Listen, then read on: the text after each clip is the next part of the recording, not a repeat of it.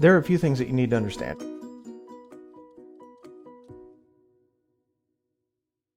If you bought something, let's say in the last 5 years, your rate is likely going to be half of what's being offered today. Interest rates are rising, projected to get as high as double digits, depending on what you're reading. Right now, they're still lower than historical average. Historical average is going to be, they started tracking this stuff in 1971 to now, on a 30-year fixed rate mortgage, 7.76%. These rates are much higher than when you bought. When most people bought in the last 5 years, talking about maybe a 2, 3, 4% rate. What that means is instead of 100 buyers going and looking at stuff to buy right now, maybe you've got 50, because all of a sudden that payment, $3,000 a month for a $1 million house, is now going to be $4,500 a month or $5,000 a month. For that same exact $3,000 payment that you wanted, well, you're looking more at like a $650 house. Second thing to think about, across the US, the largest demographic in the market, millennials.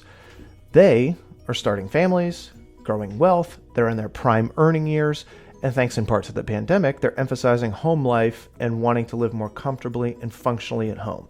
Think about Joanna Gaines. Think about all these fix and flip houses that you see on HGTV. There's more awareness now of what nice is. Most of these buyers that are moving the market right now want nice things, and they're willing to pay for it, but it needs to be nice.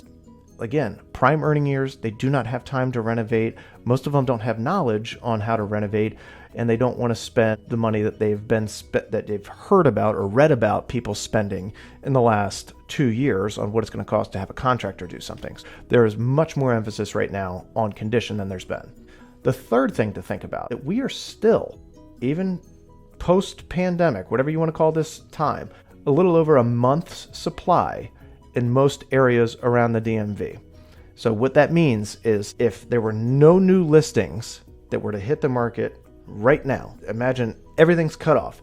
That means it would take about a month for everything that is existing on the market to sell. That's it. And then there's no more houses to buy. That's what that stat means. We're about a little over a month's supply. Because less people are looking to sell because they have that great interest rate or they just finished their renovations and they're good, and less folks are able to buy because of the interest rate increase, or they're not able to buy what they want because that payment has gone up, we will see a very restricted market in the immediate future. I can't tell you what's going to happen next year, the year after that.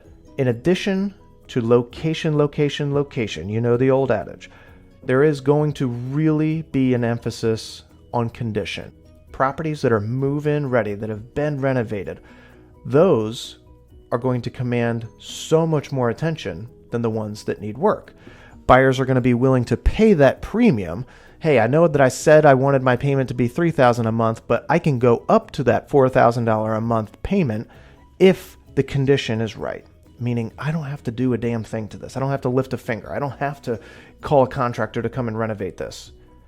Regardless of what the rate is, people will always be buying and selling. How they do that will change.